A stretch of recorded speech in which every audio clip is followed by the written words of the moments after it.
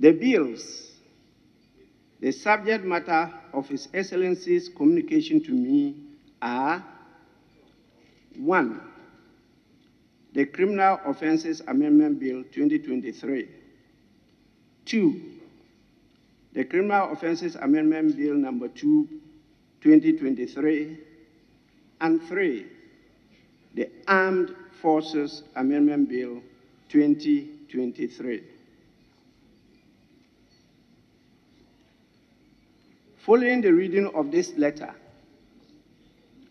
I openly express my strong disagreement with the President's position on the matter.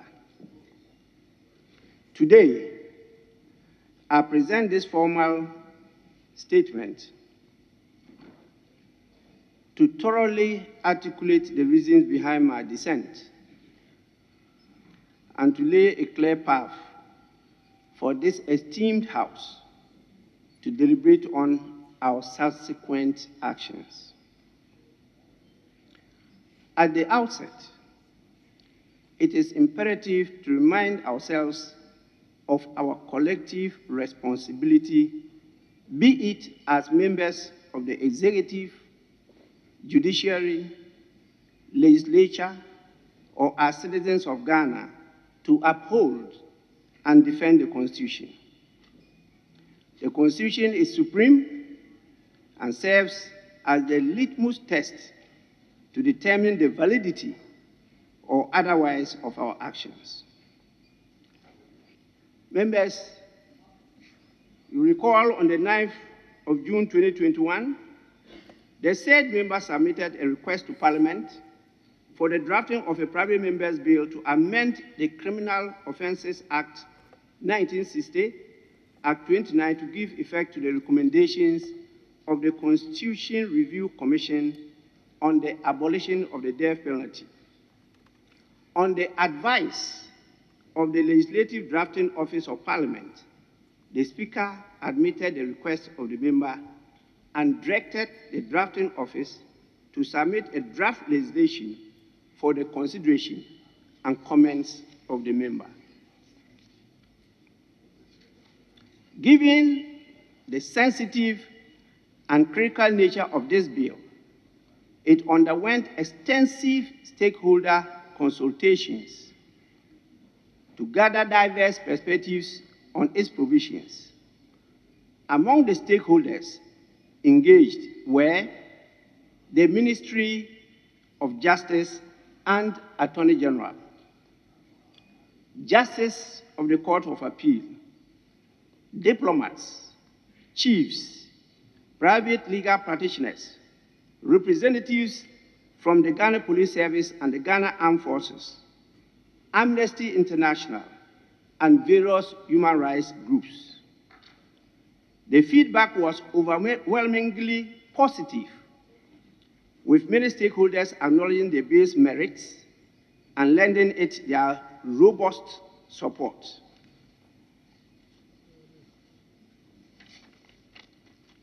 The Attorney General's Department assisted the committee throughout its meetings and workshops until the bill was read the third time and passed on the 25th of July, 2023.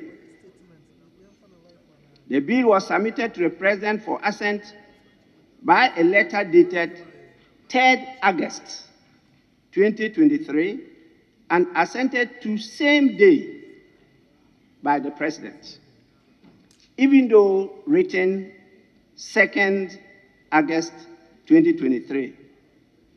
The bill was gazetted as the Criminal Offences Amendment Act 2023, Act 1101, published and made available to the public. So it was no longer a bill, it's now an act.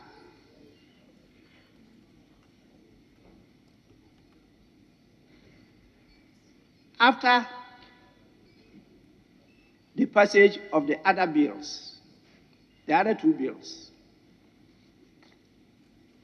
That is the Criminal Offences Amendment Number 2 Bill 2023 and the Armed Forces Amendment Bill 2023. They were sent to His Excellency for assent. As mentioned earlier, the President declined to give his assent. He based his refusal on a detailed examination of the relevant constitutional and legislative frameworks, notably Article 108 of the Constitution and Section 100 of the Public Financial Management Act 2016, Act 921. The President's assessment concluded that the bills introduced as private members' bills failed to align with constitutional provisions. He concluded that given their significant fiscal implications, these bills should not have been introduced without a comprehensive fiscal impact analysis and without being initiated by or on behalf of the President. The foundation of my disagreement with the President's position on the refusal to assent to the 3 bills is anchored on 4 critical aspects of constitutional interpretation and procedural adherence. Firstly,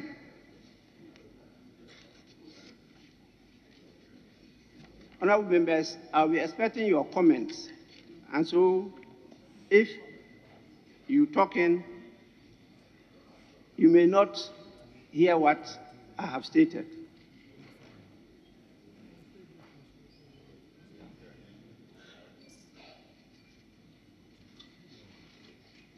Firstly, I've already stated that the Criminal Offences Amendment Bill 2023 had been assented to by the President on the 3rd of August, 2023. It has been gazetted, it has been published, and it's now an act, Act 1101. The President can no longer come back and say that he will not assent to it as a bill when it is now not a bill. It's already an act. And it was communicated to Parliament with copies of the assented bill, which was published as act and sent to us, and it's been made available to the public already as an act.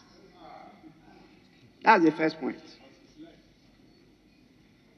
Secondly, there exists a fundamental discrepancy between the President's understanding of Article 108, particularly its fiscal implications, and the actual text and context of Articles 106 and 108 of the Constitution. This misinterpretation overlooks the nuanced distinction between fiscal and financial impacts as outlined in the Constitution.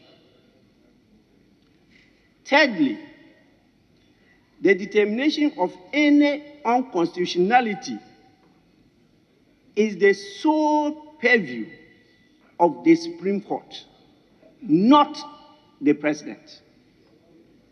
Hence, if there were concerns about Parliament acting beyond its constitutional authority, the appropriate course of action would be an action before the Supreme Court, not an executive declaration of unconstitutionality.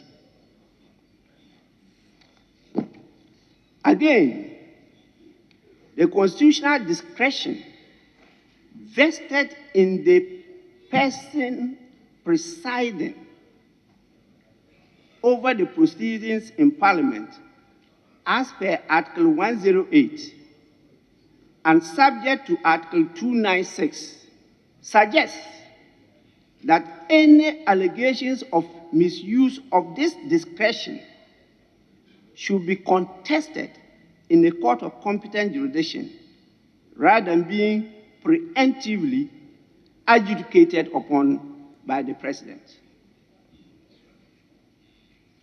The President has no right to review the decision of the Speaker in this matter.